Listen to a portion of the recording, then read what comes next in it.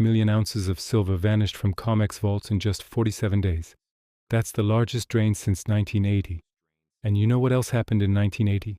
Silver skyrocketed to nearly $50 an ounce, and the entire futures market almost collapsed.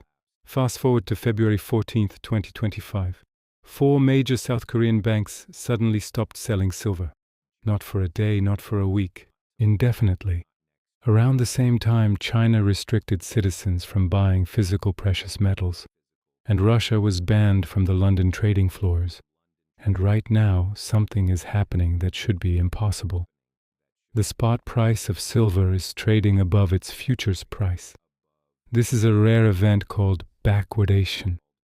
In simple terms, it means people are so desperate for physical silver now that they're willing to pay more for it today than for a promise of silver tomorrow. That's not just demand, that's panic buying. This isn't just about silver's price going up. This is stage 3 of a 4-stage pattern that has repeated throughout history. And when stage 4 hits, the price won't even matter, because you won't be able to find physical silver at any price. This pattern has played out 3 times before. 3 times those who recognized it early created generational wealth, and 3 times everyone else was left wondering what just happened. By the end of this video, you'll see exactly where we are in this pattern, why this time is critically different, and what the Hunt brothers' $17 billion mistake teaches us about what not to do. The pattern itself is brutally simple. Stage 1, establishment. A commodity becomes money. Governments back their currency with it. Prices are stable for decades. Everyone trusts the system. Remember, silver was in every American coin until 1964. You could walk into a bank with $1 and get real silver. It was stable, predictable, trusted. Stage 2, manipulation. Powerful players realize they can create paper claims on the physical metal. 1 ounce of real silver becomes 10, then 50, then 100 paper contracts. Paper is profitable. Holding physical metal is expensive. So they flood the market with promises, and the price drops because it seems like there's an infinite supply. But there isn't. Stage 3, the squeeze. This is where we are now. Demand for physical silver explodes. People start calling in their paper contracts, demanding actual delivery. The vaults begin to drain. Then everyone realizes at once there aren't enough physical ounces to cover all the paper promises. Panic sets in, which leads to stage 4, the break. The paper market collapses, trading halts, delivery failures cascade. The price of physical metal goes parabolic while paper contracts become worthless. The people holding the real metal win. Everyone else learns an expensive lesson. I'm going to prove to you, using COMEX own data, that we are deep into stage 3. But first you have to understand why silver is unlike any other commodity. Gold is just money. But silver? Silver is both money and the single most critical industrial metal for modern technology. It's in your phone, solar panels, electric cars, medical equipment, 5G towers, even missiles. Every technology that defines our world depends on silver. And we are running out.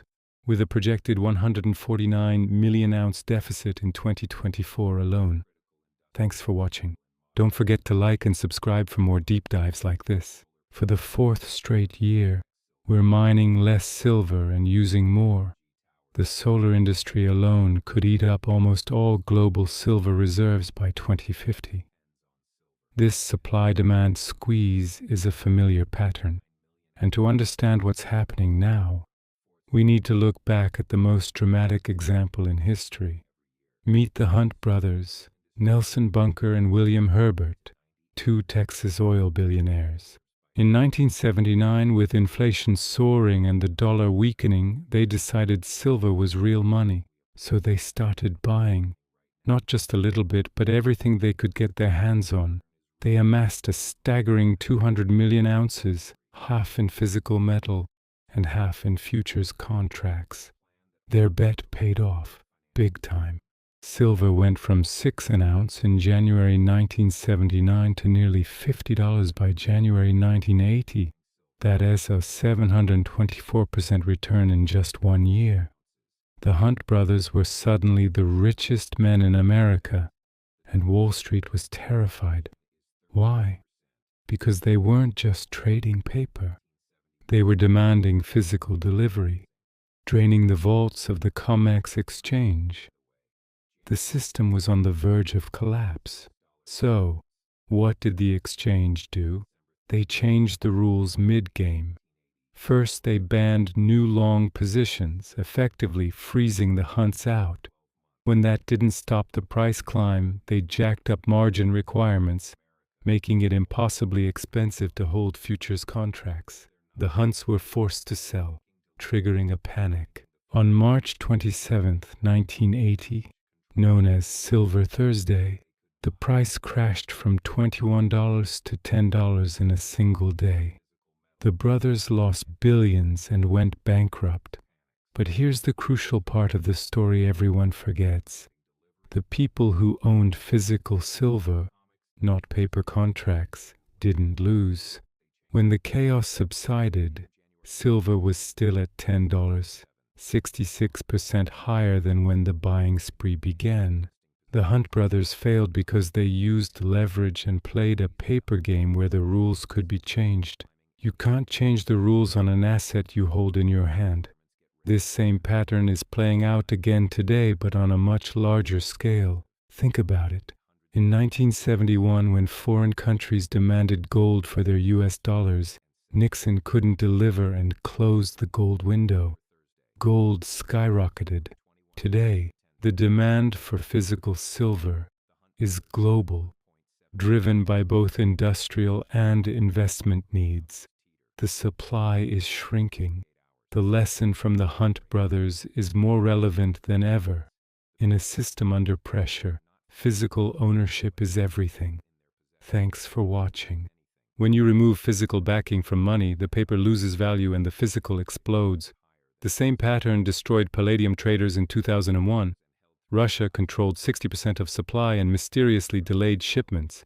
Physical vanished. Price spiked 263% in 2 years. Paper traders holding futures got crushed when there was no metal to deliver. People holding physical metal became very, very rich. 3 examples. Same pattern, same outcome. Physical wins, paper loses. So where are we right now with silver? Let me show you using data that came out this week. Stage 1 complete. For 150 years, silver was money. US coins, 90% silver until 1965. You exchanged dollars for silver at face value. Then 1965, silver removed from coins because silver became worth more than the face value. That should have been the warning. The market valued silver higher than the government did. But instead, silver got repositioned as an industrial commodity. Check. Stage 2 complete. Once silver stopped being money, Wall Street created the paper market, futures, ETFs, certificates, derivatives. For every ounce of physical, they issued 50, sometimes 100 paper claims. The largest silver ETF, SLV, holds 440 million ounces, or so they claim. But read the prospectus. They can settle in cash if physical isn't available. Your silver might just be a promise to pay you money if silver goes up, not actual silver. COMEX total vaults 265 million ounces, registered for delivery 43 million ounces. So when futures traders demand delivery, there are only 43 million ounces to cover hundreds of millions in open interest. See the problem? For decades this worked. Most traders closed for cash. Industrial users got metal. Banks collected fees until now. Check. Stage 3 is active right now. October 1st, 2024, COMEX registered 80 million ounces. December 3rd, 2025, 43 million. That's not normal profit-taking, that's a bank run and it's accelerating. On November 17th alone, 613 million ounces withdrawn in one day. February 14th, 2025, 4 major South Korean banks simultaneously suspend silver sales.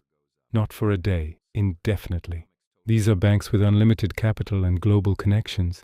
If they can't source silver, what does that tell you about actual availability? China raised risk classifications on precious metals. Citizens literally cannot buy through banks. Why? Because China is hoarding for the state. They restricted exports. They require physical deposits for futures trading now. They're preparing for something. India's silver imports hit records in 2024. Indians have seen currency crisis. They know physical metals protect wealth when paper fails. Now add industrial demand. Solar panels, 12% of annual silver supply. Electric vehicles, double the silver of combustion cars, 5G infrastructure, AI data centers. Every trend shaping the modern economy increases silver demand. Supply declining since 2016, recycling can't keep up. Deficit of 148.9 million ounces in 2024, projected 117.6 million in 2025. And now investors are waking up. Silver ETF inflows surged, retail buying at levels not seen since 2011. Online dealers report inventory shortages, premiums over spot rising. When you pay 5 over spot just to get physical, the paper price is lying and backwardation, spot above futures. That screams physical desperation. Futures should cost more because of storage and time value. When spot is higher, people pay premiums for immediate delivery over future promises. We are deep in stage 3. The squeeze is active. Stage 4 hasn't fully arrived yet, but we're at the door. CME trading halt, November 2025. Official reason: cooling failure. A cooling failure in a market with military-grade infrastructure that handles trillions in trades. Sure, veteran traders know when exchanges halt mid-spike, someone big is in trouble. COMEX has 2 options. Change the rules like they did in 1980. Raise margins, limit positions, suspend delivery, or let the market run and watch the price go parabolic. What do you think they'll choose? They'll try to control it. But here's the problem. This isn't 2 Texas billionaires. This is global demand. Industrial users who need silver. Investors in dozens of countries, central banks accumulating, BRICS, nations building alternative systems. You can't change rules on everyone simultaneously. When stage 4 fully hits, trading halts become common. Delivery failures cascade. Contracts get cash settled against buyers' will. Premiums explode. Spot at $60. Physical dealers charging $80, $90, $100 just to get metal. Then one day, paper market freezes entirely. Contracts suspended. Lawsuits filed. Regulators investigate. And people holding physical silver watch from safety because they already won. This isn't speculation. This is pattern recognition. And the pattern is screaming. So here's what to do. First, understand owning versus speculating. Trading paper for quick profits, that's speculation. Know the risks. But buying silver is protection, store of value, insurance against monetary collapse. Only one option: physical metal in your possession, not in a vault you don't control, not in an ETF, not in futures, in your hand, in your safe where you can see it, touch it, secure it. That's ownership. Second, buy now while premiums are reasonable. Physical silver available today at $3 to $5 over spot. When the squeeze accelerates, premiums will be $20, $30, $50 over spot. Eventually none available at any premium.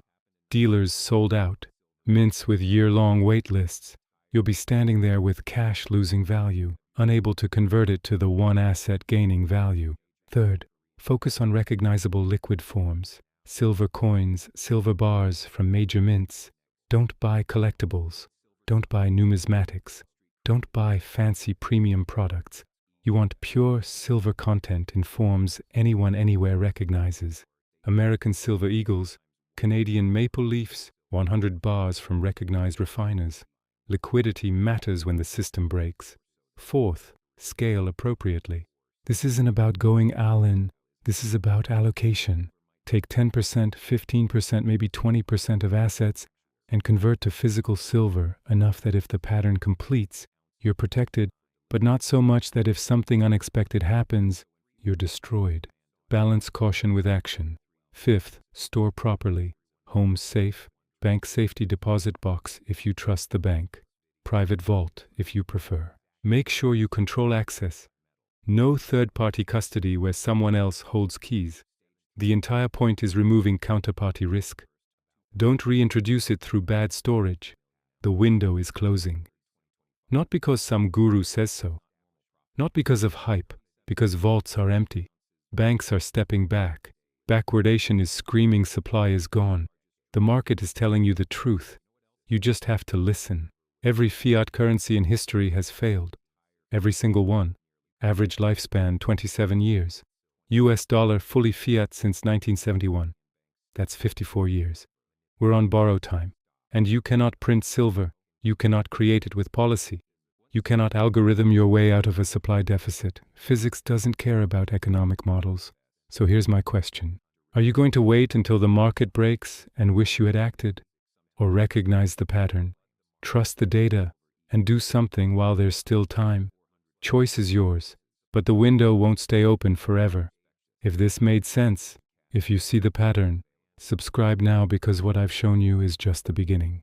The silver paper market collapse is one symptom of a much larger systemic failure. In the next video, I'll show you how deep this goes. The currency crisis, the debt spiral, the derivatives time bomb, all following the same four-stage pattern, all headed to the same inevitable conclusion. Subscribe, watch the next video. Learn how to survive what's coming. Because people who see the pattern early don't just survive, they thrive. The clock is ticking.